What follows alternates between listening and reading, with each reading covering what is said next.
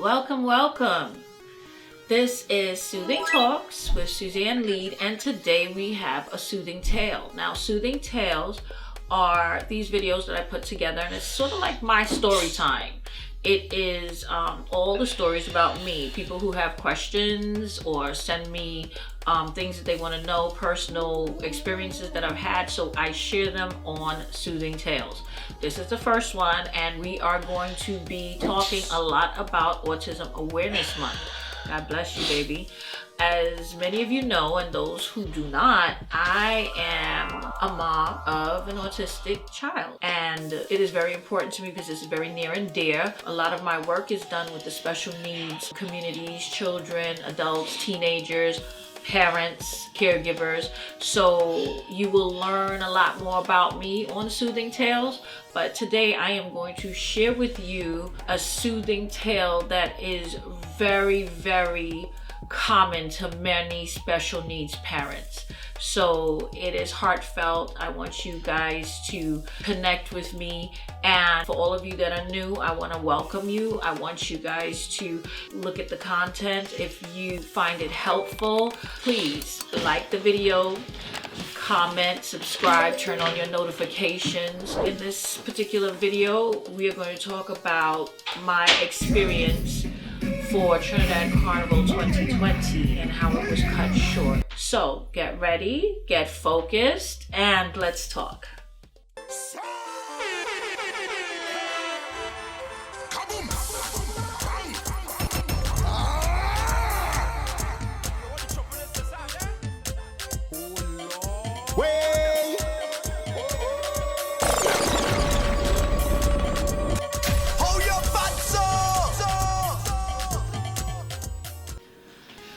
So today we're going to be doing a soothing tale, and as I mentioned before, soothing tales are it's my version of story time. So at the end of 2019, we decided that we would go to 2020 Carnival in Trinidad. For me and my husband, it would have been 20 years since we were in Trinidad together, because the last time we were there together was in 2000, the year after we got married. So the whole point in 2019, which was our 20th anniversary, we decided we're going to go to Carnival. We're going to do the whole Carnival experience. My niece, Shania, also went with us. It was her and I believe 2 of her friends.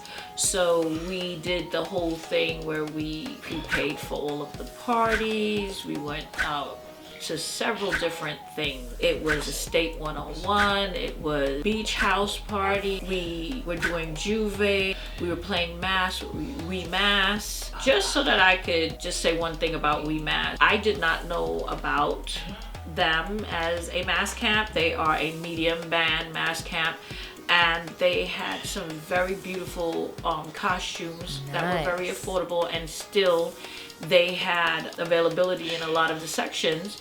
So my niece had said this is who she's playing with, and I remember her DMing me saying, hey Auntie, you are going to really like them because they are doing mass for a cause. They take the proceeds from Monday Mass and they donate it to a charity. So one year they did Autism Awareness, and I like that because you're spending all this money for mass or what have you, and their Monday Mass proceeds they donate to a cause that they pick for that year. So I was very, very excited to be part of that.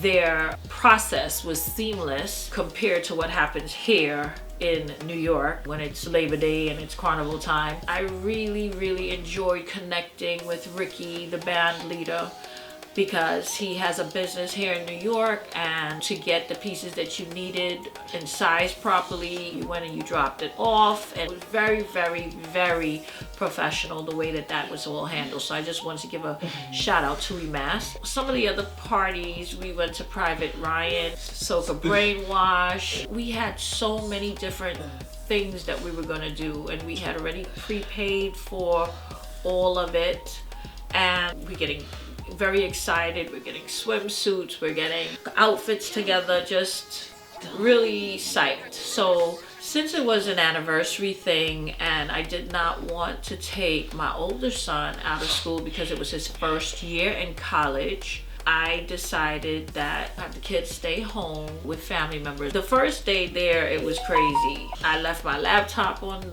on the plane because my niece took a later flight than us, so my husband was going to the airport anyway to get her, and he was able to get my laptop. They had it in lost and found or whatever, so that was the first hiccup. The first night we were there, we went to Tribe Ignite. That was the first night. I believe we got there on a Thursday, and that was the first thing that we went to that night, and it was pretty awesome. I think it was Fuck It. We went to that on Friday night, as well as the mass camp to pick up our costumes and stuff for Juve. There were a lot of little hiccups, but by Friday night, I believe, you know, things were getting a little bit, you know, together. Saturday in the morning was Soca Brainwash with DJ Private Ryan. That was amazing. I had an amazing time. I was able to link up with members of Ojo.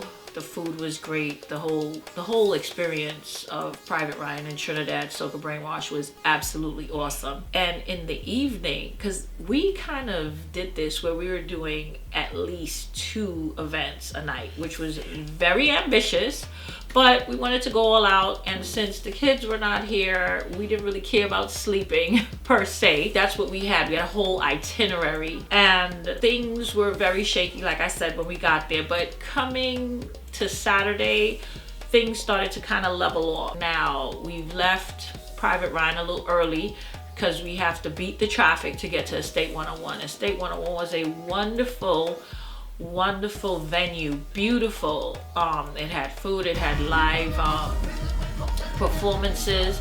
It was absolutely amazing. So I believe it happened on our way back. On our way back, I get a phone call from home saying that Jason, my son, had a seizure. Now, I believe it may have been the day before where I was checking in and Jason was having a bout of allergies, and we couldn't figure out what was giving him this allergic reaction. Now, just keep in mind, we are in Trinidad in the middle toward the end of February of 2020. So I had received flowers for Valentine's Day. God bless you, Jason. That's him in the background.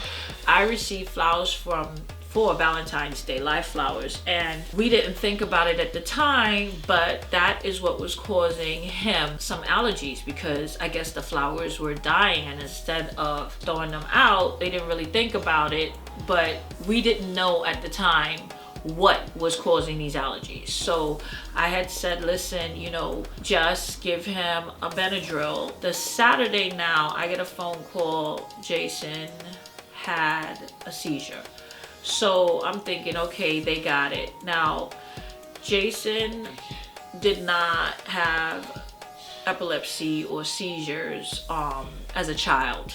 He started that when he went through puberty. So the onset of puberty is when he started to have seizures. Titrated off of one medicine because after a while it was not effective anymore. So, you know, we went through a lot with that. So we were very familiar and comfortable enough to leave him. So when he had the seizure, I was like, okay, he had it.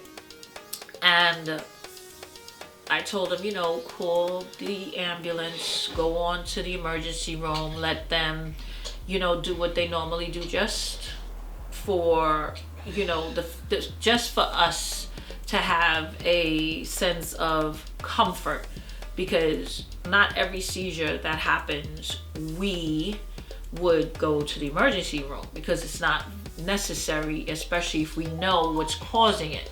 But because we are in a different country and he's home, we decided, yes, let him go. Now, I remember them telling me, being very frustrated, saying, you know, they didn't do anything for him. They just watched him and they didn't do any blood work, anything like that. So I'm thinking, okay, maybe they're gonna give him a stat dose at the emergency room.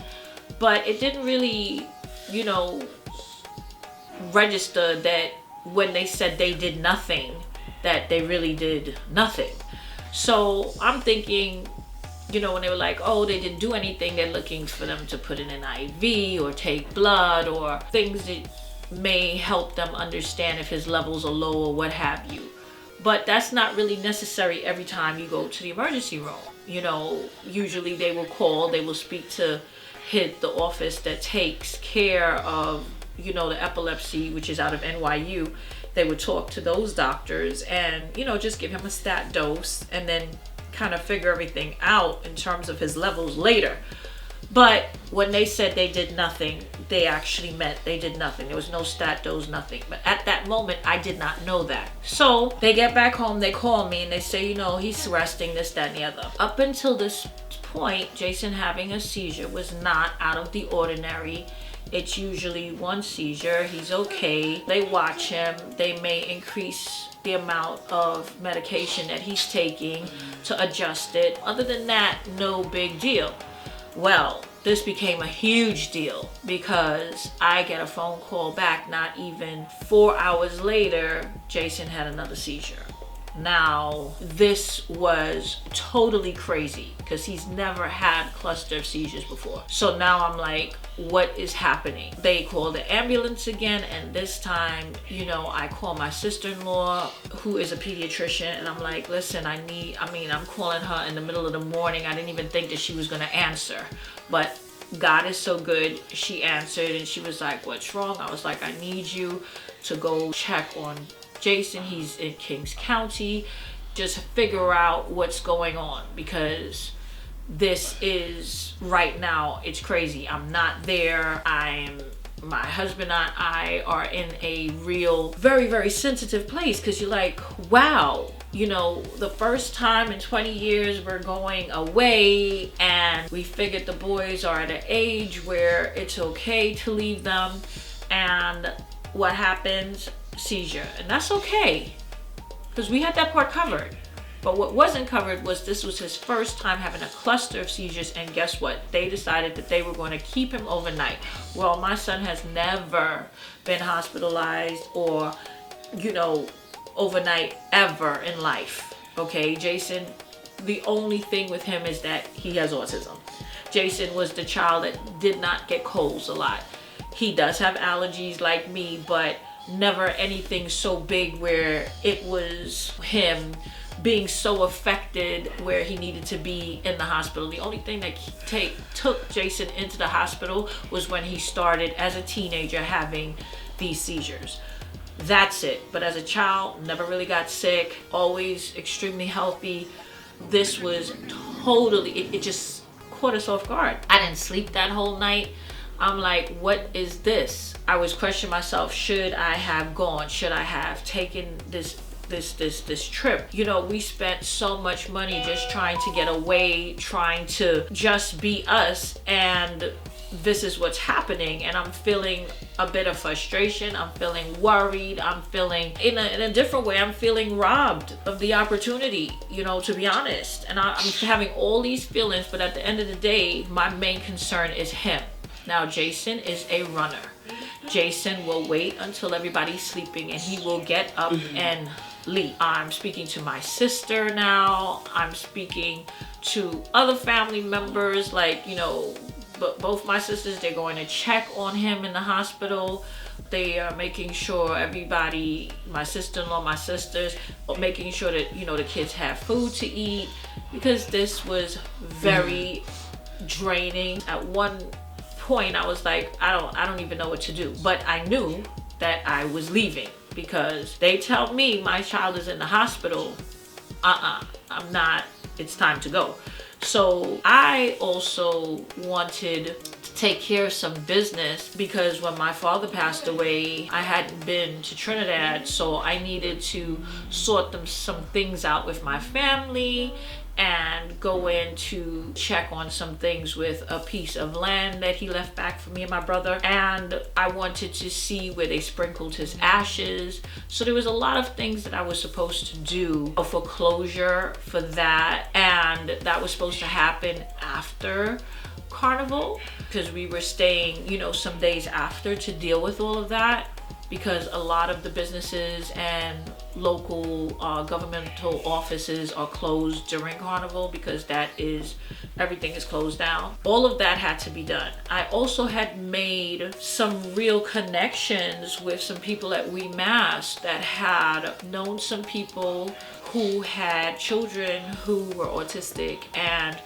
we were going to go of what I could do to help the population in Trinidad in terms of coaching, in terms of speaking to some of the educators, trying to connect with the woman who runs the Autism Awareness Organization in Trinidad, to try to, get the parents together to connect with some of the people with Suuthing Talks that have therapists that I work with to help with occupational therapy goals, to work with site in terms of the counseling and behavioral measures, which I do the behaviors to minimize and change. Also with speech therapists. So it was supposed to be this whole beginning of connecting to really and truthfully get some services that we have in the States to aid them with helping the children there, because they do not have the same access that we do in the United States. Specifically in New York, we have a lot of services for children with autism, and we have a whole process of evaluations, and we have, back when Jason was younger, there were not executive skill functioning coaches like I am. They're minimal types of things that we had from the time when Jason was younger to now, where we have all sorts of different things. We have, different types of coaches that can help. We have very new, and I've got certified in Neuro Coaching, which is really focused on behaviors.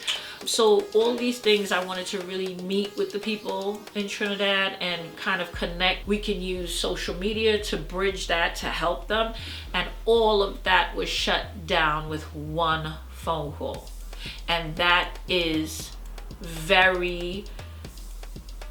happens a lot, more often than not in the lives of parents who have children with autism spectrum disorder. So I know for a lot of, parents, it's very, very difficult. Sometimes they feel very caged in. And I just want to say to you that as it is Autism Awareness Month, I want to give a very, very big heartfelt shout out, thumbs up, just acknowledgement of everything that we go through as parents, whether it's autism, whether it's cerebral palsy, whether it's whatever special need it is, that we stop, drop, and roll for our kid because he's not verbal enough to say, hey, I have a headache, or here I hear it, I feel funny, I feel it coming on. It is just so much harder for us, because we have to really watch and figure out, and when you're not there with them, that's just a whole nother layer of worry or concern. And I just want to thank God for my family, my in-laws, my sister, everybody who understands, who came for us, who was there for us, who have been there for us, who understood when Jason was little. I mean, I was not as polished as I am now. So a lot of times when he was younger and would have tantrums and people would stop staring, it was, like me wanting to be in the streets ready to fight or have arguments with people. But Jason is now currently 18. God's willing, soon he'll be 19. So there is so much experience and so many different things that I've gone through that I have helped the parents that I service, that I have as clients, so that they know what to expect and they know how to get services and they know how to advocate for their kids. And that's what's really important, and that is a very, very big part of Suuthing Talks. For me, I made the decision because my husband was ready to come back with me, and I said to him, listen, let me go back home and figure it out. And once I get there and do the due diligence and survey the scene, I will let you know if it makes sense for you to come back right away. Because one, we spent a lot of money. Two, I knew he would not enjoy himself at any of the events, but I wanted him to really connect with the people that I was trying to connect with about doing something in terms of autism and training and in Trinidad, and also to try to meet up with my family to deal with my father's business once Carnival was over and the country opened up business-wise again. We don't know what would have been in the future because it was really dogmatic about wanting to come back. And I was like, you know what? I have to go with my gut. And sometimes you really, really need to listen to your gut, because sometimes we move on emotion and we always can't move on emotion. Even though it's very emotional for both of us, we have to listen and tune the emotion out and figure out what's the best thing to do. And the best thing to do, because his thing was, we will just come back. We can come back in a month and we can deal with your stuff. We can bring the boys back. At this point, he didn't care about spending 4 plane tickets to come back the next month. He just wanted to make sure he was there with his son. And everything in my mind, everything in my soul, everything in my body kept on saying, no, you go first. If it is something that's dire or he needs to be there, let him make the decision once you're there in New York to know what's going on. And you see how we may plan. There's a saying, our plans are really a joke to God. He wanted to come back in March. Guess what happened in March? Everything shut down for more than a year. Okay, we are still in April of 2021, slowly getting back into what is the new normality. I was happy that he stayed back to take care of some of the business that we had to do there. I'm happy that he stayed back to deal with the connections that I was making, because it's very important past this incident that we at Suuthing Talks do whatever's necessary, especially in a country that is native to my family, to know that we're doing something to affect autism and help the parents that need the resources so desperately. And I just hope that when everyone sees this video and they understand that because life happens, we have to just kind of happen with it, okay? We cannot we really have to not use our emotions to gauge us. We are going to be emotional, but we have to go with fact and go with what needs to happen, and just know that these instances happen. So that is how my trip to 2020 Trinidad Carnival was cut short. Am I sad that that happened? I'm sad that my son had his first cluster of seizures. I am sad that he wasn't with us when this all happened, but I will tell you, this was a great learning experience. This is something that I'm sure a lot of you out there have maybe similar experiences. So if you do, please comment below and let me know about your experiences. Obviously, ask me any questions you would like. Let's talk about it. It's Autism Awareness Month. Let's really get into it. And I will be sharing a lot more of my stories on Suuthing Tales, because again, that's my version of story time. I would like you guys to like this video, comment, subscribe, again, turn on those notification buttons. I'm going to have other videos regarding the special and exceptional videos that are all geared towards special needs educators, therapists, caregivers, and parents. So that content will be there. Thank you for joining me for story time. So until next time, we will talk.